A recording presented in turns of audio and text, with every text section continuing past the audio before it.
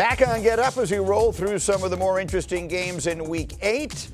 And we're on the hurry up. Alex, the Colts roll over the Titans again. Do they have the best offense in the National Football League? Greeny, this is the best offense in the NFL. No doubt about it. They lead the NFL in scoring. Listen, there are a lot of different metrics we can use to say how is a great offense measured. One of them is points per drive. Yeah. I want you to listen to this. This is the best offense from a points per drive perspective in this century. In this century, it is better than the 07 Patriots. It's better than the 2018 Chiefs. They are an elite company right now. And again, halfway through the season, we've got enough. Obviously volume at this point to say that Jonathan Taylor, this guy's been a beast. So much of this starts in the run game up front, but then all the things off of it. Obviously, Indiana Jones back there slinging it, and they have a lot of contributors in the pass game. D-Wood, what do you want to say about Jonathan Taylor? He's the MVP of the league right now. Jonathan Taylor is the MVP of the league right now. And Cindy, can we put up D9? Oh, look at D-Wood. Pull up D9. Look at this right here. Jonathan Taylor's on pace for 29 touchdowns from scrimmage. Be the second most in single season. When LaDainian Tomlinson had 31 in 2006, that just shows you how dominant this guy has been as a runner for the Indianapolis Colts. By the way, he's also on pace for 2,200 scrimmage yards, 1,800 rushing yards. I said Saquon Barkley should absolutely have been the MVP of the league last year, and Jonathan Taylor right now would be the leader in the clubhouse. Well, he's meant to the Colts this year what Saquon meant to the Eagles last year. And I think as a general rule, if you score 29 touchdowns, you should win the NFL MVP. And there's been nobody in the NFL this season who would even be in that category right now that you would say. People were talking about Baker Mayfield. I feel like that's quieted a little. Baker's great. Yeah. He's great. Jonathan Taylor's having a historic season. Patrick Mahomes is great. Like, those are the two guys that stand out right now, Mahomes and Mayfield. And you can make an argument for either one. But Jonathan Taylor right now has been the best player this season. Rex, are you buying in all the way on the Colts? Our teammate Teddy Bruschi on Sunday is not 100% there yet, and obviously them blowing out Tennessee isn't going to change his mind. Are you all the way there on the Colts as a legit Super Bowl? Not that they're good. Right. We know they're good. Their offense is good. They're going to win that division. Are they a legit Super Bowl contender in the AFC?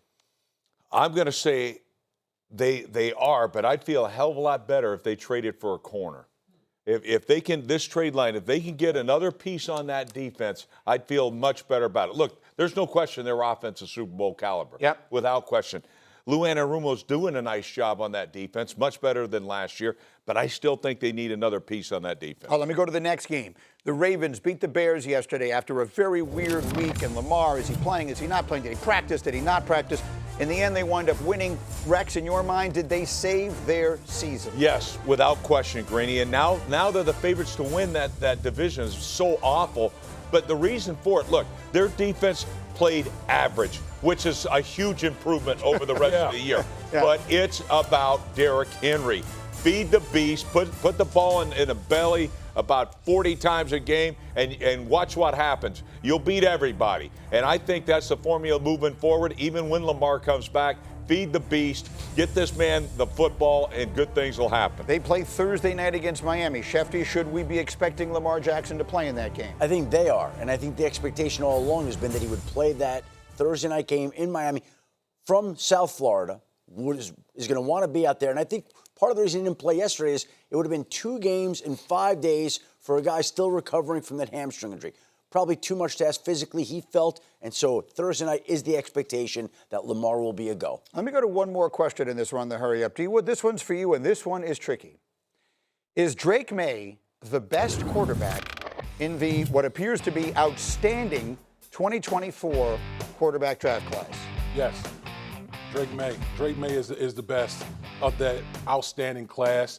I've been on this show for weeks now saying that Drake Maye is playing like a top 5 quarterback, and he absolutely is doing that right now. Listen, that Cleveland Browns defense going into the game, you could make a case that was the best defense in the National Football League. All Drake Maye did was just be surgical, against that Cleveland Browns defense. Oh, by the way, what's his name? Had 5 Myles sacks. Garrett. Myles Garrett had 5 sacks against him. Listen, Drake Maye has the second highest completion percentage in NFL history through 8 games. Whoa. Second highest completion percentage okay, in NFL history, only trailing Drew Brees right now. The man is doing it with his arm. He's doing it with his legs.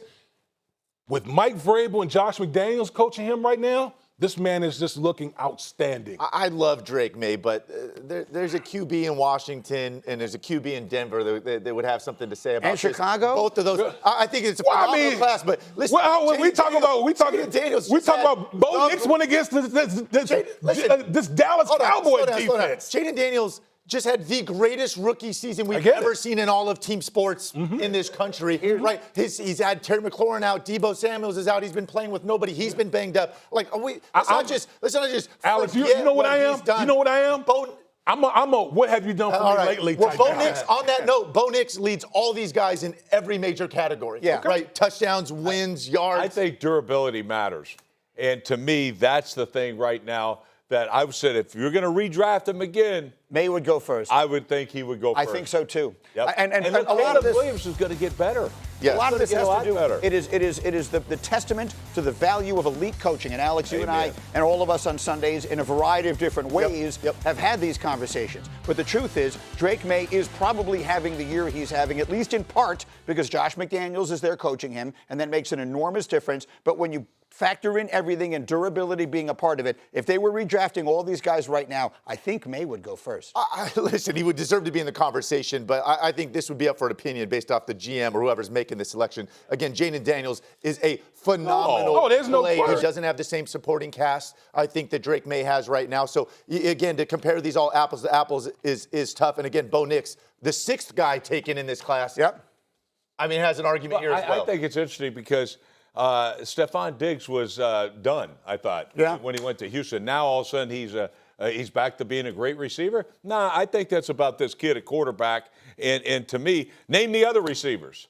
Hunter Henry's been Pop in the league Douglas, 100 times. Kayshon Boutte. Yeah, but I mean, I know them, but nobody else knows them. They're not household names. And so to me, I just think that this kid right here is absolutely been outstanding. He's elevating the play level of all of his teammates, and that's the mark of a great. Is he going to win the division in his second year? This was supposed to. No, you still. No, I'm going to still go with I'm going to go with the man, the best player in the National Football League, and Josh Allen. I'm still taking him over this Patriots guy. or Bills? Who's going to win? This was supposed to be Buffalo's year in every way. Who you got in that division? I like the Patriots. As crazy as that is to say, I can't believe it because of the play of Drake Maye, but especially on this defense. They have the better defense, right? And this is a team sport. Again, Bills still a lot of question marks on that side of the ball. Better coach.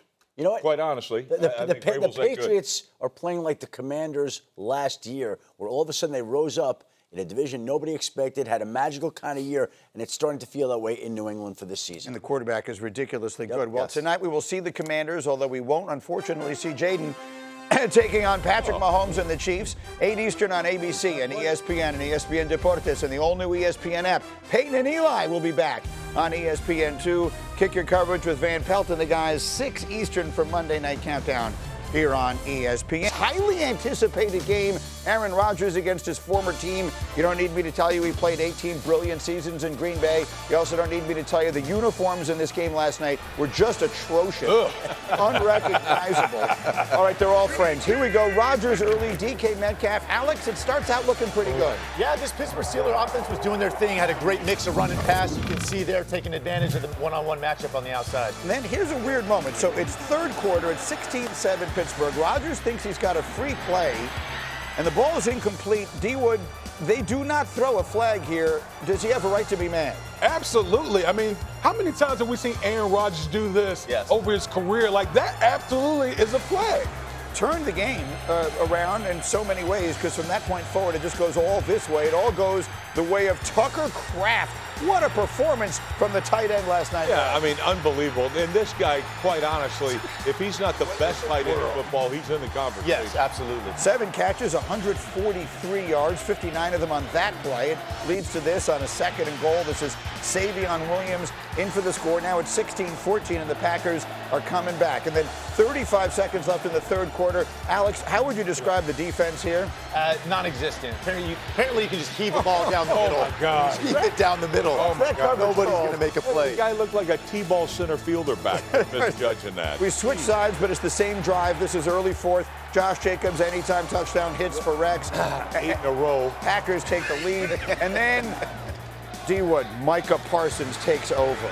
Yeah, listen, this is why you go out here and you trade for a guy like Michael Parsons. Just think about, like, what a luxury where you can just rush 4 people and get there, get home. And then another luxury, Alex, is to have a tight end like this. Yeah, Rex hit it on the head. This guy was one of the better players on the field last night. Maybe besides Micah was the best player. Again, not a household name necessarily, but soon enough. To headbutt him. Yeah, 2 touchdowns. Aaron Rodgers can only watch and look glum as his team is skidding and he loses to his former team and his former mentee. So the game goes in, it's all about Aaron. Coming out, it's all about Jordan Love. 360 yards passing, a QBR 50 points higher than Rodgers. At one point, Love completed 20 straight passes, tying the longest streak in a game in Packers history with Brett Favre, who did it almost 20 years ago. As for his mentor, here was Rodgers after the loss.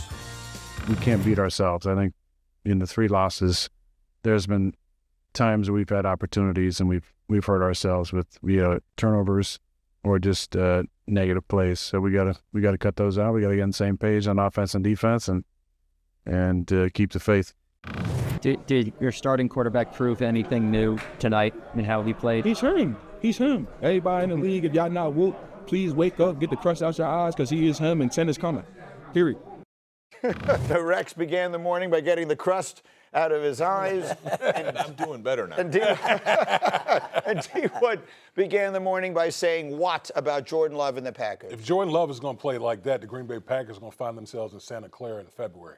You know, the one thing we talked about with Jordan Love is sometimes it's Jekyll and Hyde with him. First half of the season, it's kind of unpredictable. Then the second half of the season, he's playing like an MVP. Well, last night he looked like an MVP type of quarterback. And with all that young talent that the Green Bay Packers have on both sides of the ball, man, if the quarterback plays like this, they're going to be very, very hard to beat. Through a quarterback's eyes, Alex, what did you see from Jordan Love last night? Yeah, it was clinical, right? Like it looked effortless. Like again, I'm not sure Jordan Love broke a sweat yesterday, and yet he completed 20 straight passes and tied Brett Favre, right, through 3 touchdowns. We're talking about him in this nature. But again, I think this was far more about these 2 football teams, right? Like I think you could have switched these 2 quarterbacks, and I think Green Bay still would have won by 10. And I don't want to take anything away from Jordan Love because he played phenomenal, but I just mean that's how good this football team is. Again, Tucker Kraft, he was dominant, right? These guys trying to tackle him in the secondary, it was embarrassing. And again, this Green Bay defense was suffocating.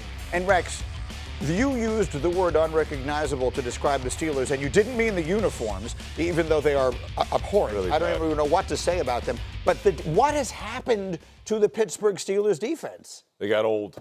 And I think that's what it looks that like. fast. It looks like it just falls off a cliff. Look, the names look great. Cam Hayward, T.J. Watt, Jalen Ramsey. You got all these names and stuff. You can put Mel Blount in there, Joe Green. Doesn't matter. All of a sudden, the play is stopped.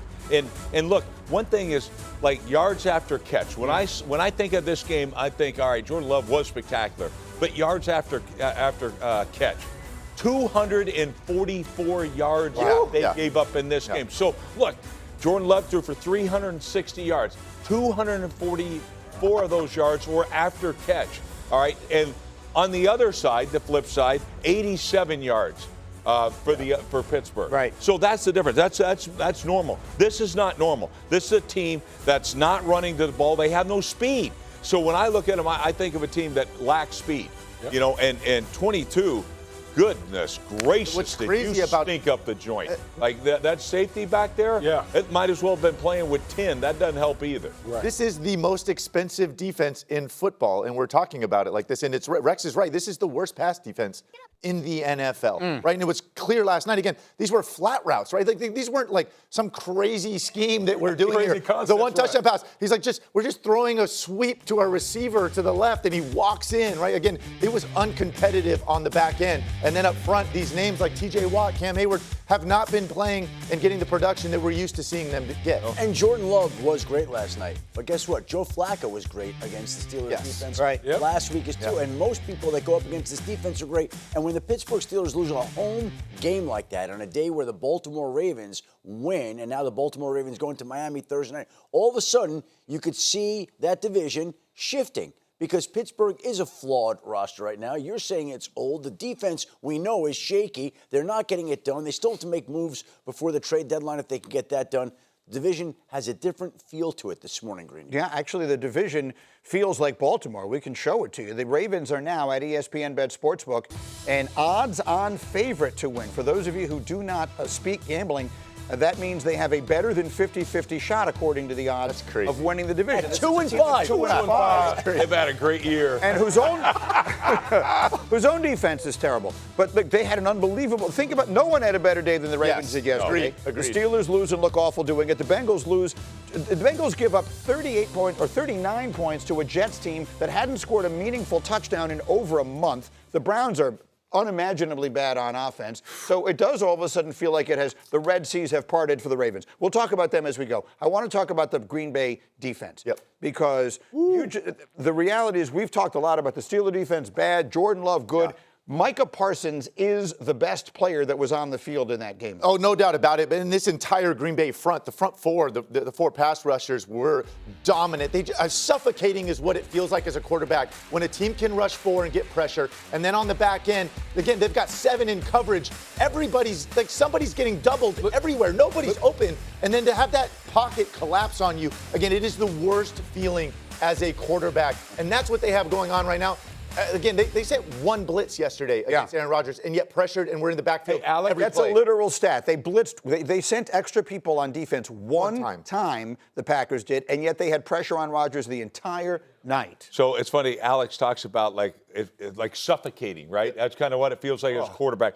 We used to talk about, my dad used to talk about, make him pitch it out of a well. So make the quarterback feel like he's got to throw it out of a well. And that's what it was yesterday for Aaron Rodgers. Man, they were all over him. That the inside push collapsed the pocket, and then Micah Parsons on the outside. Look, he's got nowhere to go, guys.